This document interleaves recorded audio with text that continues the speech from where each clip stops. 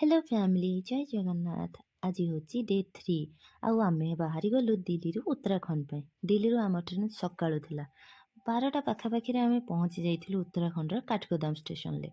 आउ सेठू आमे प्राइवेट गाड़ी रे बाहरिलु काटर को।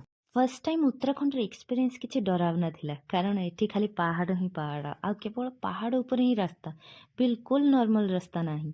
एबे आपण मानकु गोटे रेड कलर मंदिर देखा जाउची आउ किछि समय परे आमे सेही बाटे ही जिबा। So stay tuned. First time पहाड़ रोड आउ बहुत किछि एक्सपीरियंस करबा को पाइली।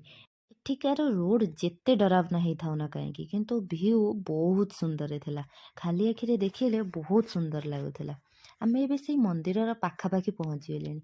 आउ रोड साइड रे एते सुंदर सुंदर फूल गछ थिला, बहुत बढ़िया लाଗୁଥିଲା। मत तो बहुत भल लागिला। मु जान नथिली जे पहाड़ ऊपर मध्ये एते सुंदर सुंदर फूल गछ थाई पारे। आमे पहुंची गेले फाइनली सेही मंदिर पाखरे। मंदिरर प्रथमरु आमे हनुमान जी को दर्शन कले, तापरे हनुमान जी को परे मंदिरर मेन एंट्रेंस आसीगला जो बाटे मेन एंट्रीटा हुए।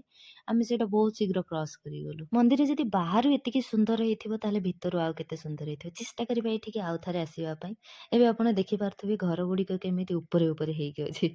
बहुत तो सुंदर आज व्यू ପାଇଁ थिला। ଏତିକି ଦେଖାହବ ନେକ୍ସଟ ଭିଡିଓରେ। Bye bye. ଷ୍ଟେ